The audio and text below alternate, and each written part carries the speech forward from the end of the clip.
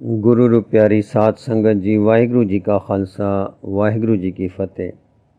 भाई साहब भाई वीर सिंह जी की एक अमोलक लिखत है कालसी दा रिखी।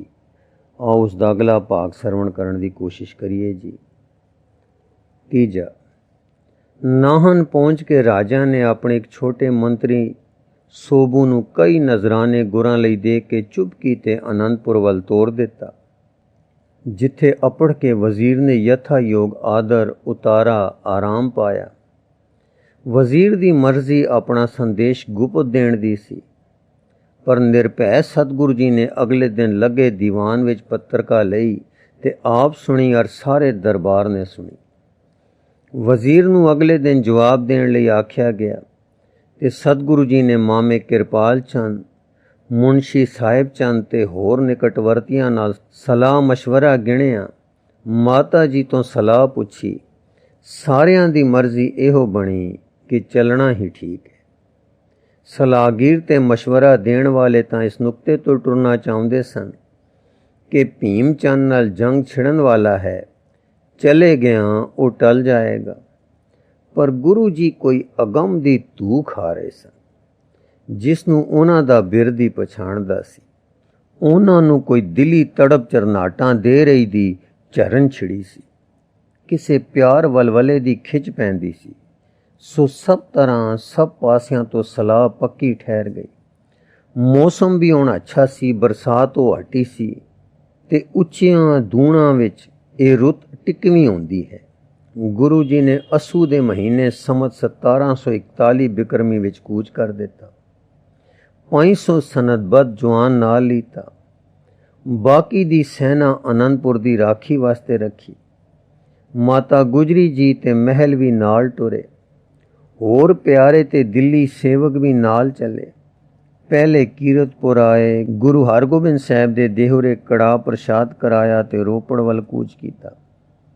वजीर सिरोपाव ते मुनासब जवाब लैके अगे विदा हो गया, जो राजे नूं खुशखबरी सुनावे ते अगवानी दी तैयारी हो जावे। इधरों सतगुरु जी भी छेती ही अपड़ पे आए। सुन के मेदनी प्रकाश अगों लैण वास्ते आया।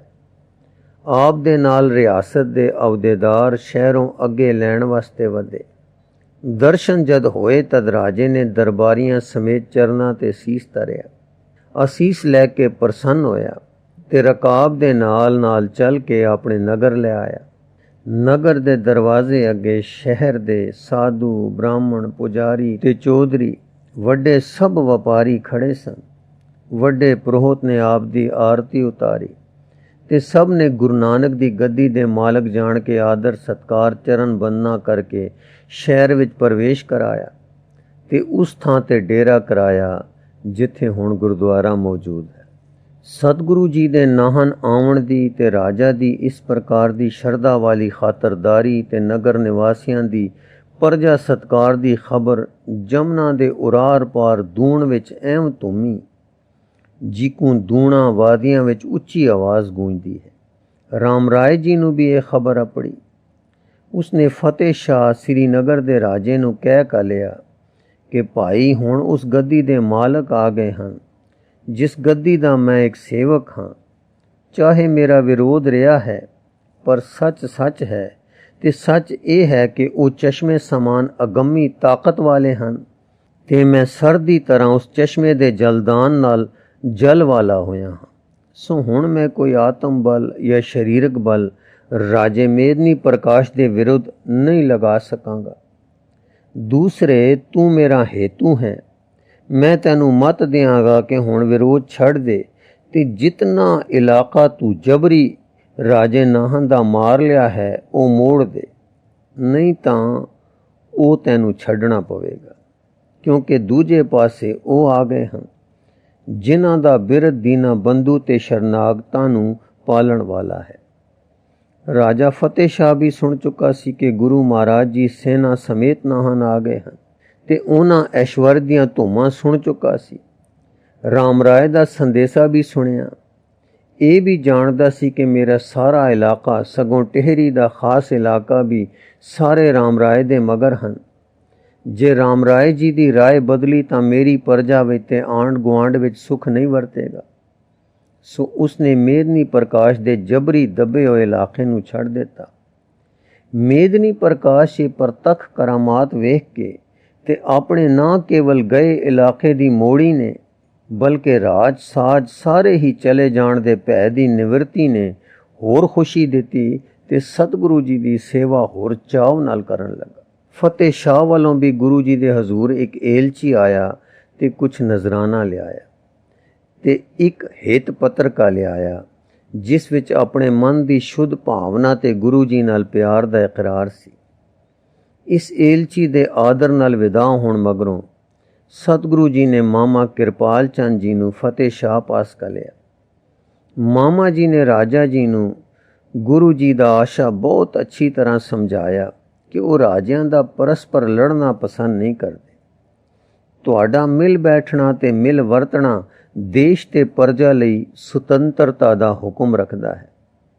ਤੁਸੀਂ ਦੇਸ਼ ਵਿੱਚ ਕਈ ਹਜ਼ਾਰ ਐਸੇ ਹੋ ਜੋ ਰਾਜੇ ਮਹਾਰਾਜੇ ਰਾਣੇ ਤੇ ਰਾਓ ਸਦਾਉਂਦੇ ਹੋ, ਸ਼ਸਤਰ ਤੇ ਸੈਨਾ ਰੱਖਦੇ ਹੋ, ਨਾ ਮਿਲ ਬੈਠਣ ਕਰਕੇ ਆਪ ਵਿੱਚ ਫਟੇ ਪਏ ਹੋ ਤੇ ਸਾਰੇ ਗੁਲਾਮੀ ਵਿੱਚ ਪਏ ਟਕੇ ਭਰਦੇ ਹੋ। ਕਿਉਂ ਤੁਸੀਂ ਪਿਆਰ ਨਾਲ ਨਾ ਰਹੋ ਜੋ ਸਭ ਦਾ ਬਲ ਵਧੇ ਤੇ ਸਾਂਝਾ ਬਲ ਸਾਰੇ ਦੇਸ਼ ਨੂੰ ਸੁਤੰਤਰ ਕਰੇ। ਇਸ ਉਪਦੇਸ਼ ਨਾਲ ਫਤਿਹ ਸ਼ਾਹ ਗੁਰੂ ਜੀ ਦਾ ਪ੍ਰੇਮੀ ਹੋ ਗਿਆ। ਉਧਰ ਮੇਦਨੀ ਪ੍ਰਕਾਸ਼ ਨੂੰ ਗੁਰਾਂ ਨੇ ਤਿਆਰ ਕਰ ਰੱਖਿਆ ਸੀ। ਜਦੋਂ ਫਤਿਹ ਸ਼ਾਹ ਦੇ ਦਰਸ਼ਨਾਂ ਨੂੰ ਆਇਆ ਤਾਂ ਮੇਲਣਹਾਰ ਸਤਿਗੁਰੂ ਜੀ ਨੇ ਮਾਮਾ ਜੀ ਨੂੰ ਵਿੱਚ ਪਵਾ ਕੇ ਸੁਲ੍ਹਾ ਕਰਾ ਦਿੱਤੀ। ਦੋਵੇਂ ਆਪੋ ਵਿੱਚ ਮਿੱਤਰ ਬਣ ਗਏ ਤੇ ਦੋਵੇਂ ਆਪਣੀ ਵੱਡੀ ਤਾਕਤ ਵੇਖ ਕੇ ਸਤਿਗੁਰੂ ਜੀ ਦੀ ਸੇਵਾ ਕਰਨ ਲੱਗ ਪਏ। ਰਾਜੇ ਮੇਦਨੀ ਪ੍ਰਕਾਸ਼ ਨੇ ਹੁਣ ਸਤਿਗੁਰਾਂ ਦਾ ਨਿਵਾਸ ਪੱਕੀ ਤਰ੍ਹਾਂ ਆਪਣੇ ਦੇਸ਼ ਵਿੱਚ ਆਇਆ ਤੇ ਡੇਰਾ ਪੱਕਾ ਲਾਉਣ ਵਾਸਤੇ ਸ਼ੇਰ ਸ਼ਿਕਾਰ ਕਰਦਾ ਸੋਹਣੇ ਸੋਹਣੇ ਟਿਕਾਣੇ ਦਿਖਾਉਣ ਲੱਗ ਪਿਆ। ਇੱਕ ਦਿਨ ਸੈਰ ਕਰਦੇ ਸਤਿਗੁਰੂ ਜੀ ਨੇ ਜਮਨਾ ਦੇ ਕਿਨਾਰੇ ਇੱਕ ਥਾਂ ਪਸੰਦ ਕੀਤੀ ਜੋ ਅਤ ਰਮਣੀਕ ਸੀ। ਇਸ ਜਗ੍ਹਾ ਸਤਿਗੁਰੂ ਜੀ ਦੇ ਨਿਵਾਸ ਵਾਸਤੇ ਇੱਕ ਮਕਾਨ ਤੇ ਸੰਗਤਾਂ ਵਾਸਤੇ ਡੇਰੇ ਤੇ ਇੱਕ ਰੱਖਿਆ ਵਾਸਤੇ ਕੋਟ ਦੀ ਸ਼ਕਲ ਦਾ ਕਿਲ੍ਹਾ ਰਚਣੇ ਦੀ ਸਲਾਹ ਹੋਈ। ਰਾਜੇ ਮੇਦਨੀ ਪ੍ਰਕਾਸ਼ ਨੇ ਇਸ ਕਾਰਜ ਲਈ ਆਪਣੇ ਦੇਸ਼ ਦੇ ਰਾਜ ਮਜੂਰ ਲਾ ਦਿੱਤੇ ਤੇ ਇਮਾਰਤਾਂ ਬਣਨ ਲੱਗ ਪਈਆਂ ਔਰ ਸਤਿਗੁਰੂ ਜੀ ਹੁਣ ਆਪਣੀ ਫੌਜ ਤੇ ਸੰਗਤ ਦਾ ਡੇਰਾ ਇੱਥੇ ਲੈ ਆਏ। ਇਸ ਟਿਕਾਣੇ ਦਾ ਨਾਮ ਸ੍ਰੀ ਜੀ ਨੇ ਪੌਂਟਾ ਰੱਖਿਆ। ਮਗਰ ਦੇ ਮਹੀਨੇ ਸੰਗਰਾਂਦ ਨੂੰ ਇਸ ਦੀ ਨੀਂਹ ਧਰੀ। ਜੋ ਗੁਰਦੁਆਰਾ ਹੁਣ ਤੱਕ ਹੈ ਤੇ ਬਾਕੀ ਨਿਸ਼ਾਨ ਕੁਛ ਮਿਲਦੇ ਹਨ। ਇਹ ਥਾਂ ਬੜਾ ਰਮਣੀਕ ਹੋਣ ਦੇ ਸਿਵਾ ਟਿਕਾਣੇ ਦਾ ਵੀ ਬਹੁਤ ਉੱਤਮ ਸੀ। ਹੇਠੋਂ ਦੇਸ਼ ਦੀ ਤੇ ਡੇਰੇ ਦੀ ਸੜਕ ਇੱਥੇ ਹੀ ਆ ਢੁਕਦੀਆਂ ਸਨ। ਇੱਧਰ ਇਮਾਰਤਾਂ ਜਾਰੀ ਸਨ। ਉੱਧਰ ਦੇਸ਼ ਦੀਆਂ ਸੰਗਤਾਂ ਇਹ ਸੁਣ ਕੇ ਕਿ ਗੁਰੂ ਜੀ ਇੱਥੇ ਆ ਟਿਕੇ ਹਨ ਉਮੜ ਆਈਆਂ। ਕਥਾ ਕੀਰਤਨ ਆਸਾ ਦੀ ਵਾਰ ਦੇ ਦੀਵਾਨ ਸਜਦੇ। ਸੂਰਮੇ ਫੌਜੀ ਖੇਲਾਂ ਕਵੈਦਾਂ ਦੇ ਰੰਗ ਜਮਾਉਂਦੇ। ਕਵੀ ਜਨ ਕਵੀ ਸਮਾਜ ਲਗਾਉਂਦੇ ਹਨ। ਜੰਗਲ ਵਿੱਚ ਮੰਗਲ ਹੋ ਗਿਆ। ਦੂਰ ਦੂਰ ਤੱਕ ਡੇਰੇ ਤੰਬੂ ਕੱਖ ਫੂਸ ਦੇ ਛੱਪਰ ਸ਼ਾਮਿਆਨੇ ਖੇਮੇ ਸਜ ਗਏ। ਸਿੱਖੀ ਉਪਦੇਸ਼ ਪ੍ਰਚਾਰ ਆਨੰਦ ਦੇ ਪਰਵਾਰ ਟੁਰ ਪਏ। ਸਤਿਗੁਰੂ ਜੀ ਦੇ ਜਮਨਾ ਵਿੱਚ ਇਸ਼ਨਾਨ, ਤਾਰੀਆਂ ਖੇਲਾਂ, ਜੰਗਲ ਵਿੱਚ ਸ਼ਿਕਾਰ, ਕਸਰਤਾਂ, ਸ਼ੇਰਾਂ ਦਾ ਮਾਰਨਾ ਤੇ ਸਿੱਖਾਂ ਨੂੰ ਤਿਆਰ ਬਰਤਿਆਰ ਕਰਨਾ ਅਚਰਜ ਰੰਗ ਲਾ ਗਏ। ਕਲਗੀਧਰ ਜੀ ਦੇ ਮਨੁੱਖ ਨਾੜ ਦੇ ਜੀਵਨ ਵਿੱਚ ਪੌਂਟੇ ਦੇ ਇਹ ਦਿਨ ਜਿਸ ਰੰਗ ਦੇ ਗੁਜ਼ਰੇ ਹਨ ਉਹ ਬੜੇ ਹੀ ਸਵਾਦਲੇ ਗੁਜ਼ਰੇ ਹਨ। ਕਵਿਤਾ ਵੀ ਆਪ ਨੇ ਬਹੁਤ ਇੱਥੇ ਜਮਨਾ ਕਿਨਾਰੇ ਉਚਾਰਨ ਕੀਤੀ ਹੈ। 94 ਸੂਰਮੇ ਕਵੀ ਤੇ ਵਿਦਵਾਨ ਵੀ ਇੱਥੇ ਹੀ ਇਕੱਠੇ ਕੀਤੇ ਹਨ। ਸਿਲਹਖਾਨਾ ਵੀ ਬਣਾਇਆ। ਅਸੂ ਵਿੱਚ ਸਤਿਗੁਰੂ ਜੀ ਆਏ ਤੇ ਮੱਗਰ ਵਿੱਚ ਇੱਥੇ ਐਉਂ ਜਾਪਦਾ ਸੀ ਕਿ ਆਨੰਦਪੁਰ ਇਹੋ ਹੈ ਤੇ ਸਦਾ ਤੋਂ ਭਾਗ ਇੱਥੇ ਹੀ ਲੱਗ ਰਹੇ ਹਨ। ਆਪ ਵਾਸਤੇ ਜੋ ਮੰਦਰ ਕਿਲੇ ਦੀ ਡੋਲ ਦਾ ਬਣ ਰਿਹਾ ਸੀ ਸੋ ਇਸ ਤ੍ਰਿਖੀ ਚਾਲ ਨਾਲ ਬਣ ਰਿਹਾ ਸੀ ਕਿ ਪੋਹ ਵਿੱਚ ਆਪ ਦੇ ਪੁਰਬ ਦਿਨ ਪਰ ਇਸ ਵਿੱਚ ਪ੍ਰਵੇਸ਼ ਦਾ ਖਿਆਲ ਵੀ ਪੱਕ ਰਿਹਾ ਸੀ। ਨੇੜੇ ਦੇ ਸਾਧੂ ਮਹਾਤਮਾ ਵੀ ਆ ਜਾ ਰਹੇ ਸਨ। ਜੀਦਾਨ ਤੇ ਜੀਆਂ ਦੇ ਉਧਾਰ ਦਾ ਆਤਮਕ ਵਪਾਰ ਵੀ ਬੜੇ ਜੋਬਨਾ ਪਰ ਸੀ। ਇੱਕ ਦਿਨ ਸਵੇਰ ਸਾਰ ਸਤਿਗੁਰੂ ਜੀ ਉੱਠੇ ਤਾਂ ਕੁਝ ਕਾਲੇ ਜਾਪਦੇ ਸਨ। ਉਹ ਹੁਣ ਵੱਧ ਆਇਆ ਸੀ। ਸਰਦੀ ਵੀ ਵੱਧ ਰਹੀ ਸੀ। ਭਾਵੇਂ ਅਜੇ ਪਹਾੜਾਂ ਤੇ ਬਰਫ਼ ਨਹੀਂ ਸੀ ਤੇ ਪਾਲਾ ਚਮਕਿਆ ਨਹੀਂ ਸੀ, ਪਰ ਅੱਗੇ ਤੋਂ ਪਾਲਾ ਵਧੀਕ ਸੀ। ਅੱਜ ਸਵੇਰੇ ਗੁਰੂ ਜੀ ਬਿਸਤਰੇ ਵਿੱਚੋਂ ਚਿਰਕੇ ਉੱਠੇ। ਦੀਵਾਨ ਵਿੱਚ ਵੀ ਚਿਰਕੇ ਅਪੜੇ ਸੀ। ਬਹੁਤ ਪਾਲੇ ਦੀ ਆਵਾਜ਼ ਦੇ ਰਹੇ ਸਨ ਤੇ ਕਹਿ ਰਹੇ ਸਨ, ਬੜਾ ਪਾਲਾ ਲੱਗਦਾ ਹੈ। ਹੱਡ ਕੜਕਦੇ ਹਨ। ਕਦੇ ਕਦੇ ਕਹਿ ਜਾਂਦੇ ਸਨ, ਉਮਰ ਵਡੇਰੀ ਹੋ ਗਈ ਹੈ। ਸਿੱਖ ਆਪ ਦੇ ਇਸ ਚੋਜ ਨੂੰ ਸਮਝ ਨਹੀਂ ਰਹੇ ਸਨ, ਪਰ ਕਿਸੇ ਨਵੇਂ ਕੌਤੁਕ ਦੀ ਉਡੀਕ ਜ਼ਰੂਰ ਲੱਗ ਪਈ ਸੀ ਕਿ ਆਪ ਨੇ ਦੀਵਾਨ ਤੋਂ ਉੱਠਦੇ ਸਾਰ ਵਜ਼ੀਰ ਨੂੰ ਨਾਹਣ ਤੋਂ ਬੁਲਵਾ ਕਾ ਲਿਆ ਤੇ ਆਏ ਨੂੰ ਆਖਿਆ, ਰਾਜੇ ਨੂੰ ਆਖੋ 5-6 ਦਿਨਾਂ ਲਈ ਸਾਡੇ ਨਾਲ ਸ਼ਿਕਾਰ ਪਰ ਚਲੇ। ਪਹਾੜ ਵੱਲ ਨੂੰ ਚੱਲਣਾ ਹੈ ਤੇ 8 ਕਹਾਰ, 1 ਪੀਨਸ ਵੀ ਨਾਲ ਲੈ ਚੱਲਣੀ ਹੈ। ਚੌਥਾ, ਜਮਨਾ ਉੱਪਰਲੀ ਪਰਬਤ ਧਾਰਾਂ ਤੋਂ ਨਿਕਲਦੀ ਹੈ। ਇਸ ਦੇ ਸੋਮੇ ਨੂੰ ਜਮਨੋਤਰੀ ਆਖਦੇ ਹਨ, ਪਰ ਇਹ ਉੱਥੋਂ ਤੁਰ ਕੇ ਅਜਬ ਚੱਕਰ ਗੇੜ ਖਾਂਦੀ ਪਰਬਤਾਂ ਦੀਆਂ ਖੱਡਾਂ ਵਿੱਚੋਂ ਲੰਘਦੀ ਅਖੀਰ ਦੂਣ ਵਿੱਚ ਆ ਨਿਕਲਦੀ ਹੈ। ਜਿਸ ਟਿਕਾਣੇ ਇਹ ਪਰਬਤਾਂ ਤੋਂ ਬਾਹਰ ਆਉਂਦੀ ਹੈ, ਉਹ ਅੱਜ ਕੱਲ੍ਹ ਦੇ ਮਸੂਰੀ ਕਹਿਲਾਉਣ ਵਾਲੇ ਪਹਾੜਾਂ ਤੋਂ 15 ਕੁ ਮੀਲ ਪੱਛੋਂ ਨੂੰ ਹੈ। ਉਸ ਟਿਕਾਣੇ ਇੱਧਰ ਦੇ ਪਹਾੜਾਂ ਵਿੱਚੋਂ ਤਾਂ ਇਹ ਕਾਲਿੰਦਰੀ ਯਾਨੀ ਜਮਨਾ ਦੀ ਸੋਹਣੀ ਸਾਫ਼ ਨਿਰਮਲ ਧਾਰ ਨਿਕਲਦੀ ਹੈ ਤੇ ਉੱਤੋਂ ਰੁਖ ਤੋਂ ਇੱਕ ਹੋਰ ਇਹੋ ਜਿਹੀ ਨਦੀ ਟੋਂਸ ਨਾਮ ਦੀ ਆਉਂਦੀ ਹੈ। ਦੋਵਾਂ ਦਾ ਇੱਕ ਥਾਵੇਂ ਸੰਗਮ ਹੋ ਜਾਂਦਾ ਹੈ।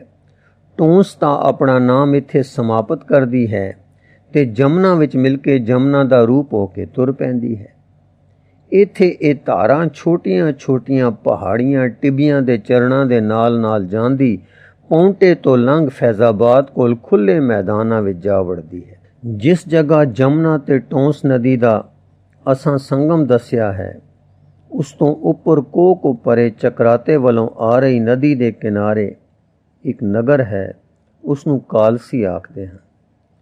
ਇਹ ਸੰਗਮ ਵਾਲੀ ਜਗ੍ਹਾ ਬੜੀ ਸੁੰਦਰ ਹੈ। ਉੱਚੇ ਖੜੇ ਪਹਾੜਾਂ ਵਿੱਚੋਂ ਨਿਰਮਲ ਸੋਤਾਂ ਦਾ ਮੇਲ ਅਚਰਜ ਝਾਕਾ ਹੈ। ਇਸ ਥਾਂ ਹੁਣ ਪੁਲ ਬਣਵਾਇਆ ਗਿਆ ਹੈ। ਚਕਰਾਤੇ ਪਹਾੜ ਦੀ ਸੜਕ ਇਸ ਪੁਲ ਤੋਂ ਗੁਜ਼ਰਦੀ ਹੈ। ਇੱਥੋਂ ਸਹਾਰਨਪੁਰ 52 ਮੀਲ ਹੈ ਤੇ ਚਕਰਾਤਾ 25 ਮੀਲ ਹੈ। ਕਦੇ ਇੱਥੇ ਰਾਜਾ ਅਸ਼ੋਕ ਦਾ ਲੱਕੜੀ ਦਾ ਪੁਲ ਸੀ। ਬੁੱਧ ਮਤ ਦੇ ਰਿਖੀਆਂ ਦੇ ਮੱਠ ਅਰ ਤਪ ਅਸਥਾਨ ਇੱਥੇ ਸਨ। ਤਦੋਂ ਇਹ ਟਿਕਾਣਾ ਬੜਾ ਰੌਣਕਦਾਰ ਸੀ। ਇੱਥੋਂ ਹੀ ਉਹ ਸੜਕ ਜਾਂਦੀ ਸੀ ਜੋ ਪਹਾੜਾਂ ਦੇ ਪੈਰਾਂ ਦੇ ਲਾਗੇ ਹੋਤੀ ਮਰਦਾਨ ਪਾਸ ਸ਼ਾਹਬਾਜ਼ ਗੜੀ ਕੋਲ ਜਾ ਨਿਕਲੀ ਹੈ। ਇਹ ਹੀ ਸ਼ਾਹ ਰਾਹ ਸੀ, ਕਿਉਂਕਿ ਪਹਾੜਾਂ ਦੇ ਪੈਰਾਂ ਵਿੱਚ ਨਦੀਆਂ ਦੇ ਪ੍ਰਵਾਹ ਛੋਟੇ ਹੋਣ ਕਰਕੇ ਰਾਜਿਆਂ ਦੀਆਂ ਸੈਨਾ ਦੇ ਦਲਾਂ ਨੂੰ ਪਾਰ ਕਰਨ ਦੀ ਖੇਚਲ ਘੱਟ ਹੁੰਦੀ ਸੀ। ਇਸ ਕਰਕੇ ਫੌਜਾਂ ਅਕਸਰ ਇਧਰੋਂ ਲੰਘਦੀਆਂ ਸਨ। ਇਸੇ ਥਾਂ ਇੱਕ ਨਿਸ਼ਾਨ ਰਾਜੇ ਅਸ਼ੋਕ ਬੋਧੀ ਦਾ ਹੁਣ ਤੱਕ ਮੌਜੂਦ ਹੈ। ਨਦੀ ਦੇ ਕਿਨਾਰੇ ਤੇ ਨੇੜੇ ਪੁਲ ਤੋਂ ਉੱਪਰਲੇ ਪਾਸੇ ਇੱਕ ਚਟਾਨ ਖੜਾ ਹੈ, ਜਿਸ ਪਰ ਅਸ਼ੋਕ ਦਾ ਹੁਕਮਨਾਮਾ ਲਿਖਿਆ ਹੈ। ਇਸ ਚਟਾਨ ਪਰ ਪੁਰਾਣੀਆਂ ਇਮਾਰਤਾਂ ਦੇ ਯਾਦਗਾਰਾਂ ਦੇ ਰੱਖਿਅਕ ਮਹਿਕਮੇ ਨੇ ਗੁੰਬਜ਼ ਬਣਾ ਕੇ ਜੰਗਲੇਦਾਰ ਦਰਵਾਜ਼ੇ ਲਗਾ ਦਿੱਤੇ ਹਨ। ਇਸੇ ਤਰ੍ਹਾਂ ਦਾ ਪਰ ਇਸ ਤੋਂ ਛੋਟਾ ਚਟਾਨ ਰਾਜੇ ਅਸ਼ੋਕ ਦੇ ਹੁਕਮ ਦੇ ਕੁਤਬੇ ਵਾਲਾ ਹੋਤੀ ਮਰਦਾਨ ਦੇ ਨੇੜੇ ਸ਼ਾਹਬਾਜ਼ ਗੜੀ ਦੇ ਪਾਸ ਪਿਆ ਹੈ। ਸੋ ਕਿਸੇ ਸਮੇਂ ਇਹ ਉੱਪਰਲੇ ਟਿਕਾਣੇ ਸ਼ਾਹੀ ਸੜਕ ਦੇ ਜ਼ਰੂਰੀ ਟਿਕਾਣੇ ਸਨ, ਪਰ ਹੁਣ ਉਹ ਮੰਦਰ ਮੱਠ ਟੋਪੇ ਗੁੰਮ ਹਨ। ਹਾਂ, ਕੁਦਰਤੀ ਜਲਵਾ ਜੋ ਇਹਨਾਂ ਥਾਵਾਂ ਨੂੰ ਰਮਣੀਕ ਬਣਾਉਂਦਾ ਹੈ, ਉਹ ਉਸੇ ਤਰ੍ਹਾਂ ਸੋਹਣੀਆਂ ਦਮਕਾਂ ਦੇ ਰਿਹਾ ਹੈ। ਇਸੇ ਇਕਾਂਤ, ਸੁਤੰਤਰਤਾ, ਸਵੱਛਤਾ, ਜਲ ਦੀ ਨਿਰਮਲਤਾ ਬੰਦੀ ਸਬਜ਼ੀ ਤੇ ਸੁਹਾਵ ਨੇ ਰਿਖੀ ਬ੍ਰਾਹਮਣ ਜੀ ਨੂੰ ਇੱਥੇ ਟਿਕਾ ਛੱਡਿਆ ਸੀ। ਅਸੀਂ ਪਿੱਛੇ ਦੱਸ ਆਏ ਹਾਂ ਕਿ ਰਾਜਾ ਤੇ ਵਜ਼ੀਰ ਇੱਥੇ ਇਸ ਬ੍ਰਾਹਮਣ ਨੂੰ ਮਿਲਣ ਗਏ ਸਨ। ਇਹ ਤਪੀ ਬ੍ਰਾਹਮਣ ਜੀ ਆਪਣੀ ਕੁੱਟੀ ਵਿੱਚ ਕੁਦਰਤ ਨਾਲ ਗੱਲਾਂ ਕਰਦੇ ਦਿਨ ਬਿਤਾਉਂਦੇ ਸਨ। ਦੁੱਧ ਪੀ ਛੱਡਦੇ ਸਨ ਤੇ ਕੋਈ ਰਾਹ ਤੱਕਦੇ ਰਹਿੰਦੇ ਸਨ। ਆਪ ਬ੍ਰਹਮ ਦਾ ਖਿਆਲ ਜਾਣਦੇ ਸਨ, ਰਸਤਾ ਧਿਆਨ ਸਮਝਦੇ ਸਨ, ਤਿਆਗ ਦੇ ਪੂਰੇ, ਤਪ ਹੱਠ ਦੇ ਤਕੜੇ ਸਨ। ਤ੍ਰਿਸ਼ਨਾ ਨਹੀਂ ਸੀ ਤਾਂ ਦਰਸ਼ਨ ਦੀ ਭੁੱਖ ਸੀ। ਕਦੇ ਕਦੇ ਆਪ ਖਿਆਲ ਕਰਦੇ ਸੀ ਕਿ ਮੈਂ ਪਿਆਰ ਕਰਦਾ ਹਾਂ, ਪਰ ਅੱਗੋਂ ਪਿਆਰ ਨਹੀਂ ਹੁੰਦਾ। ਪਰ ਫਿਰ ਆਪਣੇ ਅੰਦਰ ਕੁਝ ਖੁਸ਼ਕਪਨ ਵੇਖ ਕੇ ਨਿਰਾਸ਼ ਹੋ ਜਾਂਦੇ ਸਨ। ਰਸ ਮਹਾਰਸ ਦਾ ਥਾਉ ਨਹੀਂ ਸੀ ਪੈਂਦਾ। ਦਰਸ਼ਨ ਨਹੀਂ ਸਨ ਹੁੰਦੇ, ਨਾ ਲੀਨ ਕਰ ਲੈਣ ਵਾਲੇ, ਨਾ ਲੀਨ ਹੋ ਕੇ ਵਿੱਚੇ ਰੱਖ ਲੈਣ ਵਾਲੇ। ਹੁਣ ਕੁਝ ਸਮੇਂ ਤੋਂ ਕੋਈ ਚਾਵਲੇ ਪੈਂਦੇ ਸਨ। ਕੋਈ ਸੱਦ ਆਉਂਦੀ ਸੀ ਜਿਸ ਦਾ ਹਾਲ ਅਸੀਂ ਪਿੱਛੇ ਪੜ੍ਹ ਆਏ ਹਾਂ ਕਿ ਰਾਜਾ ਜੀ ਤੇ ਵਜ਼ੀਰ ਨੂੰ ਆਪ ਨੇ ਦੱਸਿਆ ਸੀ। ਰਾਜਾ ਵਜ਼ੀਰ ਤਾਂ ਆਪਣਾ ਕਾਰਜ ਸਾਰ ਚੁੱਕੇ ਸੀ। ਉਹਨਾਂ ਦੀ ਤ੍ਰੇਹ ਜੋ ਆਪਣੀ ਤਬਾਹੀ ਦੇ ਭੈ ਤੋਂ ਉਪਜੀ ਸੀ, ਭੈ ਮੇਟਣ ਨਾਲ ਮਿਟ ਗਈ ਸੀ। ਉਹਨਾਂ ਦੀ ਯਾਦ ਵਿੱਚ ਰਿਖੀ ਜੀ ਦੀ ਉਤਕੰਠਾ ਭੁੱਲ ਚੁੱਕੀ ਸੀ। ਹਾਂ, ਮਨੁੱਖ ਭੁੱਲਦਾ ਹੈ। ਠੀਕ ਲੋੜ ਵੇਲੇ ਇਨਸਾਨ ਦਾ ਚੇਤਾ ਸਾਣ ਤੇ ਚੜ ਜਾਂਦਾ ਹੈ, ਪਰ ਲੋੜ ਲੰਘ ਗਈ ਤੇ ਖੁੰਡਾ ਪੈ ਜਾਂਦਾ ਹੈ। ਰਾਜਾ ਨੂੰ ਆਪਣਾ ਬਚਨ ਯਾਦ ਹੀ ਨਹੀਂ, ਰਿਖੀ ਦਾ ਸੁਨੇਹਾ ਚੇਤੇ ਹੀ ਨਹੀਂ। ਰਾਜਾ ਨੂੰ ਰਿਖੀ ਦਾ ਦੱਸਿਆ ਗੁਰ ਅਵਤਾਰ ਤਾਂ ਲੱਭ ਪਿਆ ਸੀ। ਰਾਜਸੀ ਲੋੜ ਸਾਰਾ ਹੀ ਸੀ। ਉਹਨਾਂ ਨੂੰ ਗੁਰੂ ਜੀ ਤਾਕਤਵਰ, ਸ਼ਕਤੀਵਾਨ, ਪੂਜਨੀਕ ਵੀ ਦਿਸ ਪਏ ਸੀ। ਨਿਸ਼ਚੇ ਵੀ ਕਰ ਲਿਆ ਸੀ ਕਿ ਆਪ ਅਵਤਾਰ ਹਨ। ਜਿੰਨੇ ਯੋਧੇ ਤੇ ਬਲੀ ਦਿਸਦੇ ਹਨ, ਉਹਨੇ ਕੋਮਲ ਤੇ ਦਿਆਲੂ ਵੀ ਹਨ, ਖੁੱਲੇ ਦਿਲ ਵਾਲੇ ਵੀ ਹਨ। ਪਿਆਰ ਅੱਗੇ ਚਰਨਾਟ ਖਾਂਦੇ ਤੇ ਪਿਆਰ ਦੀ ਚਰਨਾਟ ਛੇੜਦੇ ਹਨ। ਜਗਤ ਦਾ ਹਨੇਰਾ ਹਟਾਉਂਦੇ ਹਨ, ਮਾਰਗ ਪਾਉਂਦੇ ਹਨ। ਢੱਠਿਆਂ ਦਿਲਾਂ ਨੂੰ ਤੁਲਾ ਦੇ ਕੇ ਚਾਹੁੰਦੇ ਹਨ, ਮੁਰਦੇ ਦਿਲਾਂ ਨੂੰ ਜਿਵਾਉਂਦੇ ਹਨ। ਹਾਂਜੀ, ਹਨ ਤਾਂ ਇਹ ਰੱਬ ਦੇ ਘੱਲੇ ਰੱਬੀ ਨੂਰ, ਰੱਬੀ ਰੌਂ ਤੇ ਰੱਬੀ ਚਰਨਾਟਾ ਲਾ ਦੇਣ ਵਾਲੇ। ਪਰ ਇਹ ਸਭ ਕੁਝ ਚਲਕਾਰੇ ਮਾਤਰ ਸਮਝਿਆ ਤੇ ਲੰਘ ਗਿਆ ਸੀ। ਉਹਨਾਂ ਨੂੰ ਤਾਂ ਸਹਾਇਕ ਤਾਕਤ ਦੀ ਲੋੜ ਸੀ, ਸੋ ਮਿਲ ਗਈ ਸੀ। ਸੱਚ ਹੈ, ਦੁਨੀਆ ਤਾਂ ਸਰੀਰਕ ਚਾਹੇ ਮਾਨਸਿਕ ਸ਼ਕਤੀ ਦੀ ਲੋੜਵੰਦ ਹੈ। ਮਿਲ ਪਈ ਤੇ ਰਜ ਗਏ। ਆਤਮਕ ਖੇਡ ਤਾਂ ਉਹ ਨੈਣ ਦੇਖਦੇ ਹਨ ਜੋ ਤ੍ਰਿਸ਼ਨਾਲੂ ਨਾ ਹੋਣ, ਜਾਂ ਪਿਆਰ ਦੇ ਕੁੱਠੇ ਹੋਣ, ਜਾਂ ਜਿਨ੍ਹਾਂ ਨੂੰ ਰੱਬ ਖੋਲੇ। ਮਾਂ ਪਿਰੀ ਦੀ ਪਛਾਣ ਤੇ ਟਿਕਣ ਵਾਲੇ ਨੈਣ ਹੋ ਰਹੀ ਹਨ। ਸੋ ਰਾਜੇ ਤੇ ਵਜ਼ੀਰ ਦੇ ਦਿਮਾਗ ਨੂੰ ਸੁੱਤੇ ਹੀ ਉਪਕਾਰੀ ਖਿੱਚ ਕੋਈ ਬਾਕੀ ਨਹੀਂ ਸੀ ਕਿ ਜਿਸ ਨਾਲ ਰਿਖੀ ਚੇਤੇ ਆਉਂਦਾ। ਆਪਣੀ ਲੋੜ ਪੂਰੀ ਹੋ ਗਈ ਸੀ, ਭੁੱਲ ਗਏ ਸੇ।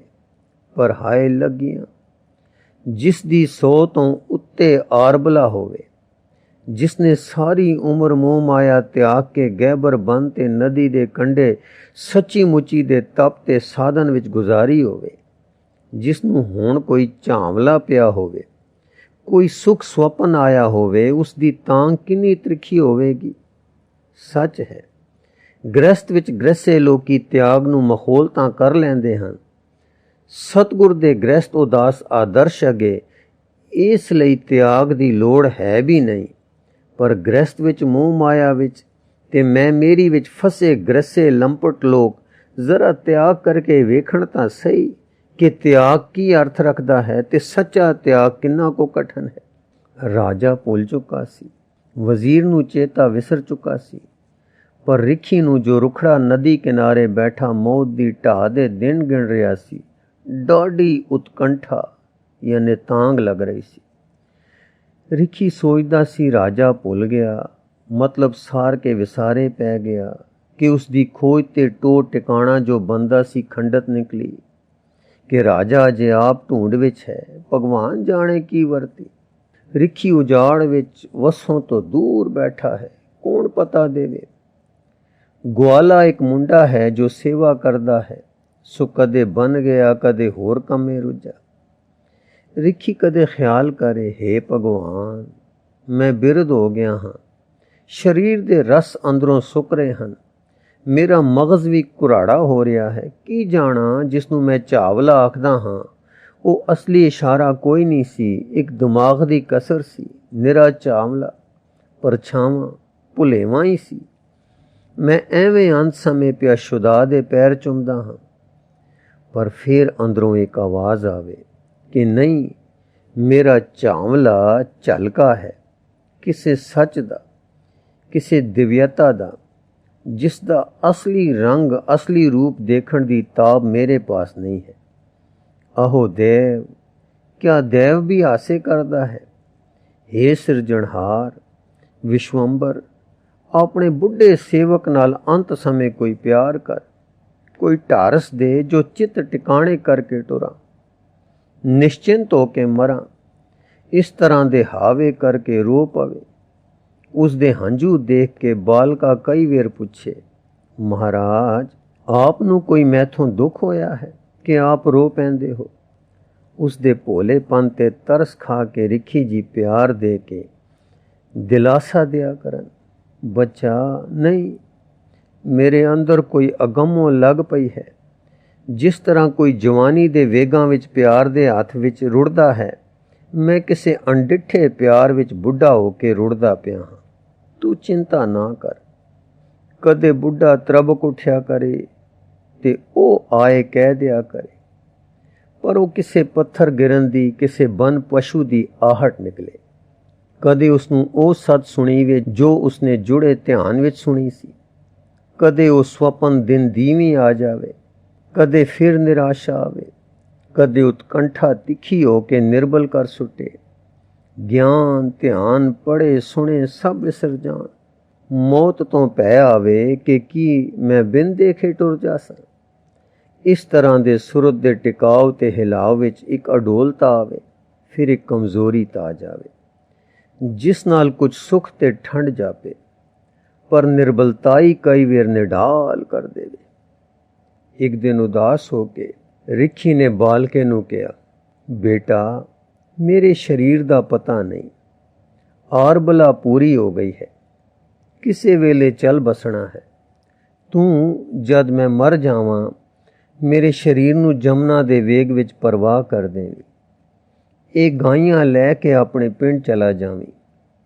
कदे तू सुने कि कोई अवतार प्रगट होया है, तां उसदे चरनां विच जाके मेरा ये सुनेहा दे देई कि एक सिकदा तपिया जमुना तट दर्शनां दियां लोचनां विच टुर गया है। उसदे गोटे गिट्टे टुरदे नहीं सन जो आप लभदा। उसदे पास धन नहीं सी जो टोल कराउंदा। उसदे पास मनुख नहीं सन जो सूहां कढ़दा। उसनू झावला पैंदा सी, सत सुनाई देंदी सी, वो तड़पदा सी ते सिकदा सी, लुछदा सी ते सदरांदा सी, पर अपड़ नहीं सी सकदा। ਐਉਂ ਲੋਹੰਦਾ ਲੋਹੰਦਾ ਰਾਹ ਤਕਾਂਦਾ ਤਕਾਂਦਾ ਆਸਾਂ ਭਰਿਆ ਟੁਰ ਗਿਆ ਹੈ ਉਸ ਦੀ ਬਹੁੜੀ ਕਰਨੀ। ਬਾਲਕਾ ਸੁਣਦਾ ਉਦਾਸ ਹੁੰਦਾ ਤੇ ਰੋ ਪੈਂਦਾ ਸੀ, ਪਰ ਰਿਖੀ ਜੀ ਦੇ ਹੁਕਮ ਦਾ ਬੱਧਾ ਇੰਨਾ ਸੀ ਕਿ ਸਾਰੇ ਅੱਖਰ ਯਾਦ ਕਰਦਾ ਤੇ ਪਕਾਉਂਦਾ ਰਹਿੰਦਾ ਸੀ। ਫਿਰ ਉਹਨਾਂ ਨੂੰ ਸੁਣਾਉਂਦਾ ਸੀ ਕਿ ਮਤੇ ਮੈਂ ਕੁਝ ਵਿੱਚੋਂ ਭੁੱਲ ਨਾ ਜਾਵਾਂ। ਕਦੇ ਬਾਲਕਾ ਆਪ ਉਦਾਸ ਹੋ ਜਾਂਦਾ ਸੀ, ਰੋ ਪੈਂਦਾ ਸੀ ਤੇ ਕਹਿ ਦਿੰਦਾ ਸੀ, ਰਿਖੀ ਜੀ ਮੈਂ ਕੀ ਕਰ ਸਕਾਂ। ਤਾਂ ਰਿਖੀ ਜੀ ਆਖਦੇ ਸੀ, ਤੂੰ ਉਹਨਾਂ ਦੀ ਟੋਲ ਕਰੀ, ਮੇਰੇ ਭਾਗ ਤਾਂ ਨਹੀਂ, ਪਰ ਖਬਰੇ ਤੇਰੇ ਹੋਣ, ਤੇ ਜਦੋਂ ਤੂੰ ਮੇਰਾ ਉਹਨਾਂ ਨੂੰ ਸੁਨੇਹਾ ਦੇਵੇਂ ਤਾਂ ਤੇਰੇ ਤੇ ਤਰੁੱਠ ਪੈਣ। ਬਾਲਕਾ ਪੁੱਛੇ, ਜੀ ਕੋਈ ਪਤਾ ਦਿਓ ਤਾਂ ਮੈਂ ਹੁਣੇ ਜਾ ਕੇ ਰਾਤੀ ਸੁੱਤੇ ਪਏ ਚਾਹ ਲਿਆਵਾਂ, ਮੰਜੇ ਸਮੇਤ ਲੈ ਆਵਾਂ। ਰਿਖੀ ਜੀ ਹੱਸ ਪੈਣ ਤੇ ਆਖਣ, ਐਉਂ ਨਾ ਕਹੋ, ਉਹ ਰੱਬੀ ਰਹੁੰ ਵਾਲੇ ਰੱਬ ਰੂਪ ਹਨ। ਬਾਲਕਾ ਕਹੇ, ਫਿਰ ਆਪੇ ਆਉਂਦੇ ਕਿਉਂ ਨਹੀਂ। ਰਿਖੀ ਕਹੇ, ਮੇਰੇ ਕਰਮ ਮੇਰੇ ਭਾਗ। ਫਿਰ ਬਾਲਕਾ ਨਿਸ਼ਾਨੀਆਂ ਪੁੱਛਣ ਲੱਗਾ ਤਾਂ ਆਪ ਨੇ ਦੱਸਿਆ, ਲੰਮੇ ਹਨ, ਪਤਲੇ ਹਨ, ਡਾਢੇ ਤਕੜੇ ਹਨ, ਉਮਰਾਂ ਵਿੱਚ ਚੜ੍ਹਦੀ ਜਵਾਨੀ ਤੇ ਕੁਮਾਰ ਹਨ, ਸ਼ਸਤਰਧਾਰੀ ਹਨ, ਕੇਸਾਂ ਵਾਲੇ ਹਨ, ਸੋਹਣੀ ਨਿੱਕੀ ਨਿੱਕੀ ਕੁੰਡਿਆਲੀ ਦਾੜੀ ਨਿਕਲ ਰਹੀ ਹੈ, ਤੇਜ ਵਾਲੇ ਹਨ, ਜੱਬੇ ਵਾਲੇ ਹਨ, ਪਿਆਰ ਵਾਲੇ ਮਿੱਠੇ ਮਿੱਠੇ ਰਸ ਪਿੰਨਣੇ ਹਨ। ਬਾਲਕਾ ਕਹੇ, ਮੈਂ ਐਨੀਆਂ ਗੱਲਾਂ ਕਿੱਥੋਂ ਪਰਖਾਂਗਾ। ਤਾਂ ਰਿਖੀ ਨੇ ਕਿਹਾ, ਉਹਨਾਂ ਦੇ ਹੱਥ ਜਦ ਪਲਮਦੇ ਹਨ ਤਾਂ ਉਹਨਾਂ ਦੇ ਗੋਡਿਆਂ ਤੱਕ ਜਾਂਦੇ ਹਨ। ਇਸ ਨਿਸ਼ਾਨੀ ਤੇ ਬਾਲਕਾ ਖੁਸ਼ ਹੋਇਆ ਤੇ ਉੱਠ ਕੇ ਆਪਣੇ ਹੱਥ ਲੰਮੇ ਕਰਕੇ ਵੇਖੇ। ਰਿਖੀ ਦੇ ਹੱਥ ਲੰਮੇ ਕਰਕੇ ਵੇਖੇ। ਹੁਣ ਤਸੱਲੀ ਆ ਗਈ ਕਿ ਪਰਖ ਲਵਾਂਗਾ। ਕਹਿਣ ਲੱਗਾ, ਰਿਖੀ ਜੀ ਹੋਰ ਕਿਸੇ ਦੀਆਂ ਬਾਹਾਂ ਇੰਨੀਆਂ ਲੰਮੀਆਂ ਨਹੀਂ ਹੁੰਦੀਆਂ। ਰਿਖੀ ਨੇ ਕਿਹਾ, ਕਿਸੇ ਦੀਆਂ ਨਹੀਂ। ਬਾਲਕੇ ਕਿਹਾ, ਭਲਾ ਮੇਰੇ ਆਖੇ ਤੇ ਉਹ ਪਲਮਾ ਦੇਣਗੇ। ਇਸ ਭੋਲੇਪਣ ਤੇ ਰਿਖੀ ਹੱਸ ਪਿਆ ਤੇ ਕਹਿਣ ਲੱਗਾ, ਤੂੰ ਨਾਲ ਨਾਲ ਰਹੀਂ, ਚੇਤਾ ਕੁਝ ਨਾ ਆਖੀ। ਜਦੋਂ ਕਦੇ ਬਾਹਾਂ ਆਪੇ ਪਲਮ ਪੈਣ ਤੇ ਤੂੰ ਨਿਸ਼ਚੇ ਹੋ ਜਾਵੇਂ ਤਾਂ ਪੈਰੀ ਪੈ ਕੇ ਖਿਮਾ ਮੰਗ ਕੇ ਮੇਰਾ ਸੁਨੇਹਾ ਦੇ ਦੇਈ। ਬਾਲਕੇ ਕਿਹਾ, ਕੋਈ ਨਾਮ ਵੀ ਹੈ। ਰਿਖੀ ਕਿਹਾ, ਨਾਮ ਤਾਂ ਹੋਊ ਮੈਨੂੰ ਪਤਾ ਨਹੀਂ, ਪਰ ਲੋਕੀ ਉਸਨੂੰ ਵੱਡਾ ਅਵਤਾਰ ਕੇ ਗੁਰ ਅਵਤਾਰ ਆਖਦੇ ਹੋ ਸਨ। ਬਾਲਕਾਂ ਸੋਚੀ ਪੈ ਕੇ ਗੁਰ ਗੁਰ ਗੁਰ, ਅੱਛਾ ਗੁਰ। ਬਾਲਕਾ, ਭਲਾ ਜੇ ਮੈਨੂੰ ਹੁਣੇ ਟੋਰ ਦਿਓ ਤੇ ਮੈਂ ਹੇਠਾਂ ਜਾ ਕੇ ਪੁੱਛਾਂ ਦੱਸਾਂ, ਭਲਾ ਜੇ ਪਤਾ ਲੱਗ ਜਾਵੇ ਤਾਂ ਤੁਸੀਂ ਦਰਸ਼ਨ ਪਾ ਲਓ। ਪਰ ਹਾਂ, ਜੇ ਮੈਂ ਜਾਵਾਂ ਤਾਂ ਤੁਸਾਨੂੰ ਇਸ਼ਨਾਨ ਕੌਣ ਕਰਾਵੇ, ਤੁਸਾਨੂੰ ਦੁੱਧ ਕੌਣ ਚੋ ਦੇਵੇ, ਗਊਆਂ ਨੂੰ ਕੌਣ ਚਾਰੇ ਬੰਨੇ ਤੇ ਖੋਲੇ। ਹਾਂ ਭਲਾ ਜੀ ਕੀ ਕਰਾਂ, ਕੁਝ ਨਹੀਂ ਸੁਝਦੀ। ਜੇ ਮੇਰਾ ਕੋਈ ਭਰਾ ਹੁੰਦਾ ਤਾਂ ਉਸ ਨੂੰ ਤੁਸਾਂ ਕੋਲ ਛੱਡ ਜਾਂਦਾ ਤੇ ਆਪ ਪਾਲਣ ਟੁਰ ਜਾਂਦਾ। ਪਰ ਅੱਛਾ, ਹੁਣ ਮੈਂ ਦੁਪਹਿਰੇ 2 ਘੜੀਆਂ ਦੂਰ ਨੇੜੇ ਜਾਇਆ ਕਰਾਂਗਾ। ਜੇ ਕੋਈ ਬੰਦਾ ਮੇਰੇ ਆਖੇ ਲੱਗ ਜਾਏ, ਮਹੀਨਾ 10 ਦਿਨ ਤੁਸਾਂ ਪਾਸ ਠਹਿਰੇ, ਤਾਂ ਮੈਂ ਹੇਠਾਂ ਵੀ ਭਾਲਣ ਚਲਾ ਜਾਵਾਂ। ਰਿਖੀ ਨੇ ਕਿਹਾ, ਬੱਚਾ ਚਾਂਦਿਆ, ਬੁੱਢਿਆਂ ਠੇਰਿਆਂ ਹੱਥ ਗੋਡੇ ਕਮਜ਼ੋਰਾਂ ਦੇ ਪਾਸ ਕੌਣ ਠਹਿਰੇਗਾ। ਜਿੱਥੋਂ ਕੁਛ ਲੱਭਣਾ ਨਹੀਂ ਉਹਨਾਂ ਦੀ ਸੇਵਾ ਕੌਣ ਕਰੇਗਾ। ਤੂੰ ਹੋਰ ਕੁਛ ਨਾ ਕਰ, 2-4 ਕੋ ਦੁਪਹਿਰੇ ਹੇਠਾਂ ਨੂੰ ਜਾਇਆ ਕਰ ਤੇ ਆਏ ਗਏ ਰਾਹ ਖੇੜੇ ਮਿਲਦੇ ਤੋਂ ਪੁੱਛਿਆ ਕਰ, ਕੋਈ ਅਵਤਾਰ ਪ੍ਰਗਟ ਤਾਂ ਨਹੀਂ ਹੋਇਆ, ਕੋਈ ਸਾਧ ਸੰਤ ਮਹਾਤਮਾ ਮੁਸ਼ਕਿਆ ਤਾਂ ਨਹੀਂ। ਜੇ ਕੋਈ ਸੂਹ ਲੱਗੇ ਤਾਂ ਆ ਦੱਸਿਆ ਕਰ। ਬਾਲਕਾ, ਜੋ ਬੜੀ ਚਿੰਤਾ ਵਿੱਚ ਸੀ, ਹੁਣ ਕੁਝ ਖਿੜਾਇਆ। 2 ਗੱਲਾਂ ਉਸਨੂੰ ਚੰਗੀਆਂ ਲੱਭ ਗਈਆਂ, ਇੱਕ ਪਤੇ ਪੁੱਛਣ ਦੀ ਤੇ ਇੱਕ ਬਾਹਾਂ ਪਛਾਣਨ ਦੀ। ਗੁਰੂ ਰੂ ਪਿਆਰੀ ਸਾਧ ਸੰਗਤ ਜੀ, ਇਸ ਲਿਖਤ ਦਾ ਅਗਲਾ ਹਿਸਾਬ ਜੀ ਨੂੰ ਅੱਗੇ ਪੜ੍ਹ ਕੇ ਸਰਵਣ ਕਰਾਉਣ ਦੀ ਕੋਸ਼ਿਸ਼ ਕਰਾਂਗੇ ਜੀ। ਵਾਹਿਗੁਰੂ ਜੀ ਕਾ ਖਾਲਸਾ, ਵਾਹਿਗੁਰੂ ਜੀ ਕੀ ਫਤਿਹ।